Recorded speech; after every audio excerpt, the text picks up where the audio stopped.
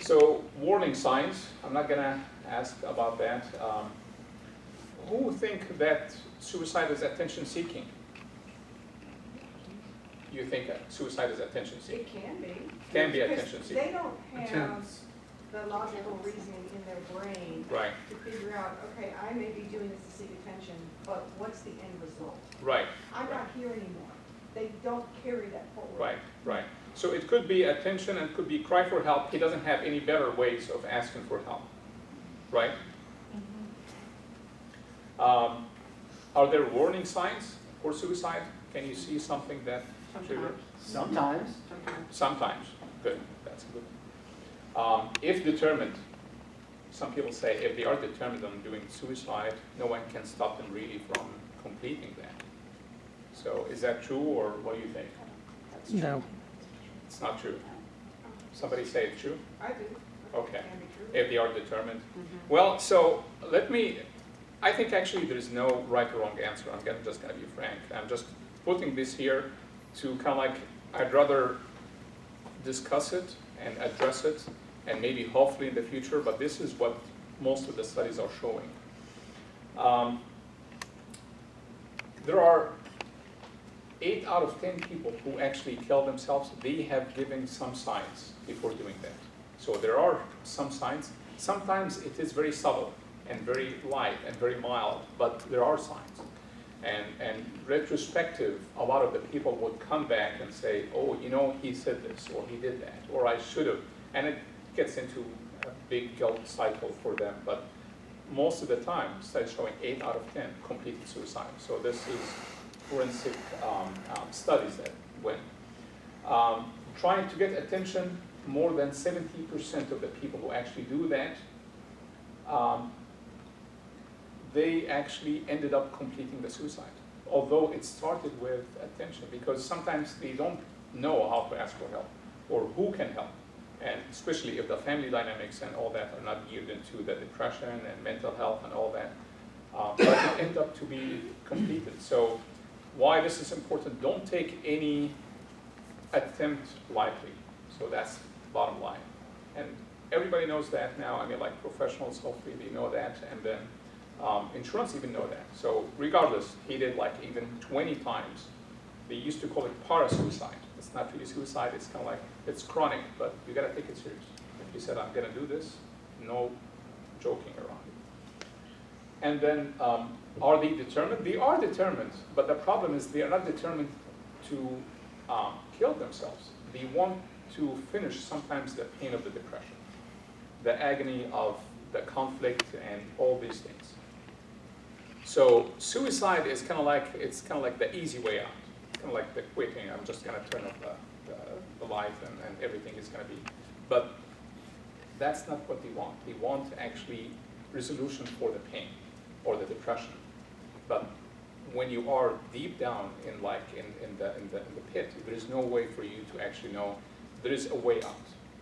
And this is all about another presentation for what is the remission rate of depression. The remission rate for depression is extremely high, by the way. The problem is when you are really in the severe level of depression, you don't see that.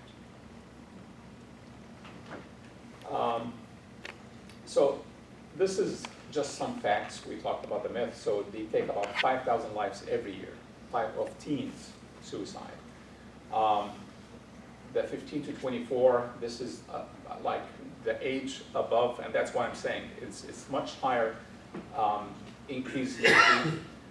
Males are much higher than females, 81% to complete suicide. Now the depression is much more common in females, but males, they have just much more common, a whole lot of reason for why males are more successful, because they just, a lot of the time, it's kind of like the macho thing in the Mexican culture. It's kind of like, I know that's weakness. I cannot really ask for help. It is kind of like, I'm not depressed. I'm not going to cry and kind of like go and so, and that's not depression. It just help. And what we are kind of like most of the time addressing, if you have diabetes, you take insulin. If you have depression, and why you are equating this to be just weakness or anything. I mean, like it is addressing that as an illness in that terms of chemistry and biology and all that helps them to actually start feeling that, okay, I'm going to ask for help, I'm going to seek help, I'm going to take the medicine and all that. The fastest group to start to make suicide attempt, that's 10 to 15, that's what I'm saying. They are fast to start catching up, but they are not the highest yet. So but as I said, like, we gotta keep an eye on it. Boys, again, 4 times more likely than girls to complete a suicide, but girls attempt much higher, twice as often, usually by cutting or overdose. Okay. Is it, you said the 15 to 24 was that age group? That's the age group. So is it 24. higher from the 15 to 18s, or is there more concern with like 18 to 24-year-olds? It is much higher 15 and above. As we mentioned in the other study, it is much higher in 15 and above than the lower age, if we have a cutoff. But this study, that was more global study, they are saying 15 to 24, that's by far the highest age group. And that's why I talked about, I think, that completion for suicide and all that, this age group is the highest risk.